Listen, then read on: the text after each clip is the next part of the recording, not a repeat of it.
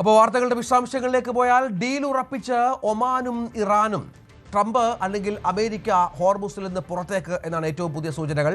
ഇനിയിപ്പോൾ എല്ലാം അയത്തുള്ള ഖമേനിയുടെ തീരുമാനങ്ങൾ അനുസരിച്ചാകും കാര്യങ്ങൾ മുന്നോട്ട് പോവുക എന്നാണ് മനസ്സിലാക്കേണ്ടത്.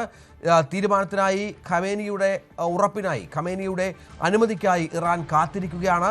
ജൂൺ 17-ന് ഒമാനുമായി ഒപ്പിട്ട കരാർ പ്രകാരം 60 ദിവസത്തേക്ക് ഹോർമുസ് വഴിയുള്ള കപ്പൽ നീക്കം ഇറാൻ അനുവദിക്കണമെന്നാണ് വ്യവസ്ഥ. പക്ഷേ പകരം ഇറാനിയൻ കപ്പലുകൾക്ക് മേലുള്ള നാവിക ഉപരോധം US പിൻവലിക്കാനും ഒക്കെ ധാരണയായിരുന്നു.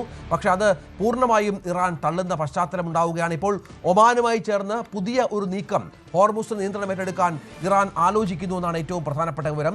ഇറാന്റെ വിദേശകാര്യ സഹമന്ത്രി കാസെ ഗരീബാദി ഒരു അഭിമുഖത്തിൽ ഈ വിവരം വ്യക്തമാക്കുകയാണ്. അതായത് സമാന്തരമായ ഒരു പാത ഒമാനും ഇറാനും ചേർന്ന് നിയന്ത്രിക്കും എന്നാണ് മനസ്സിലാക്കേണ്ടത്.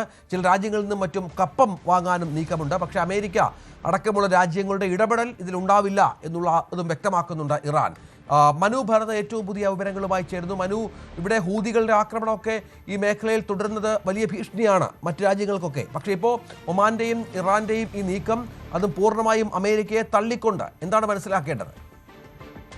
രഞ്ജിത്ത്, കഴിഞ്ഞ ദിവസം ഇറാനുമായി ഉള്ള ചർച്ചകൾ നല്ല രീതിയിൽ പര്യവസാനിക്കുന്നു എന്ന് ട്രംപ് ഒരു പ്രതികരണം നടത്തി. അതിന് തൊട്ട് പുറകെയാണ് ഇപ്പോൾ പുതിയ വിവരങ്ങൾ കൂടി പുറത്തു വരുന്നത്. ട്രംപ് ഇറാനുമായി പ്രശ്നപരിഹാരത്തിനുള്ള വഴി തെളിയുന്നു എന്നൊക്കെ പ്രഖ്യാപിക്കുകയും ചെയ്തു. അടുത്ത 48 മണിക്കൂറിൽ കാര്യങ്ങൾ കുറെ കൂടി വ്യക്തമാകും എന്നാണ് പറയുന്നത്. ഏതായാലും ഇറാനും ഒമാനും തമ്മിൽ ഒരു ധാരണയായിരിക്കുന്നു. കപ്പലുകളുടെ ഈ ഇതിനകത്തേക്ക് സ്ട്രൈറ്റ് ഓഫ് ഹോർമൂസിനകത്തേക്കുള്ള നിയന്ത്രണം എങ്ങനെ വേണം എന്നതിനെ സംബന്ധിച്ച് അകത്തേക്ക് വരുന്ന കപ്പലുകൾ ഇറാൻ തീരത്തുകൂടിയും പുറത്തേക്ക് കടക്കുന്ന കപ്പലുകൾ ഒമാൻ തീരത്തുകൂടിയും പോകുന്നതിനുള്ള ഒരു മാർഗരേഖയൊക്കെ തയ്യാറാക്കിയിരിക്കുന്നു.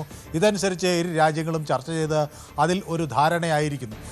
ഈ അമേരിക്കയും ഇറാനും തമ്മിലുള്ള ഈ യുദ്ധം ഫെബ്രുവരിയിൽ ആരംഭിക്കുന്നതിൽ അപ്പോഴുണ്ടായ ഒരു പ്രധാന ആവശ്യം ഈ സ്ട്രൈറ്റ് ഓഫ് ഹോർമൂസിൽ ഒരു നിയന്ത്രണമില്ലാതെ ആളുകൾക്ക് അല്ലെങ്കിൽ കപ്പലുകൾക്ക് പോകാൻ കഴിയുന്നൊരു സാഹചര്യം ഒരുക്കുമെന്ന് അമേരിക്ക ആദ്യം തന്നെ വ്യക്തമാക്കിയിരുന്നു. പക്ഷേ അവിടേക്കൊന്നും കാര്യങ്ങൾ എത്തുന്നില്ല. ഇപ്പോഴും ഇറാൻ്റെ നിയന്ത്രണത്തിൽ തന്നെ ഈ ഹോർമുസ് കടലിടുക്കിൽ കടക്കുന്ന കപ്പലുകൾ ഇറാൻ്റെ നിയന്ത്രണത്തിൽ തന്നെ വരുന്നു, അല്ലെങ്കിൽ ഒമാനുമായി ചേർന്ന ആ കൂട്ടുത്തരവാദിത്വത്തിൽ വരുന്നു എന്നതാണ് ഇതിലെ ഏറ്റവും ശ്രദ്ധേയമായ കാര്യം. പക്ഷേ ഏതായാലും അമേരിക്ക ഇപ്പോൾ പിൻവാങ്ങുന്നു എന്നതിൻ്റെ സൂചനകൾ കുറേ പശ്ചിമേഷ്യയിൽ സമാധാനം പുനഃസ്ഥാപിക്കുന്നതിനുള്ള വഴിയൊരുക്കും എന്ന ഒരു ആശ്വാസമാണ് പകരുന്നത്. അമേരിക്കൻ വെടിക്കോപ്പുകളുടെ എണ്ണം കുറയുന്നതും അതുപോലെ മറ്റു പല പ്രതിസന്ധികളും അമേരിക്കയെ യുദ്ധത്തിൽ നിന്ന് പുറകോട്ട് വലിക്കുന്നു എന്ന സൂചനകൾ പുറത്തു വരുന്നു. ഏതായാലും 3 കാര്യങ്ങളിൽ അമേരിക്ക വളരെ പ്രധാനമായി ആദ്യം തൊട്ട് തന്നെ ഉറച്ചു നിന്നു. അതിൽ ഒന്ന് ഈ ആണവായുധങ്ങൾ പൂർണ്ണമായും നിരായുധീകരിക്കുക എന്നതുമായി ബന്ധപ്പെട്ടതായിരുന്നു. മറ്റൊന്ന് സുപ്രധാനമായതാണ് ഈ ഹോർമുസ് കടലിടുക്കിൻ്റെ നിയന്ത്രണം. അപ്പോൾ ഇതുപോലെ തന്നെ ഈ 2 സുപ്രധാനമായ കാര്യങ്ങൾക്കൊപ്പമാണ് ഈ ഇറാൻ്റെ അസറ്റ്സ് അല്ലെങ്കിൽ ഇറാൻ്റെ സമ്പാദ്യം അല്ലെങ്കിൽ സ്വത്തുകൾ തിരിച്ചു നൽകുക എന്ന മൂന്നാമത്തെ ഒരു ഘടകം. അപ്പോൾ ഇതിൽ ഒരു പ്രധാനപ്പെട്ട കാര്യമാണ് ഈ ഹോർമുസ് കടലിടുക്കിൻ്റെ നിയന്ത്രണം.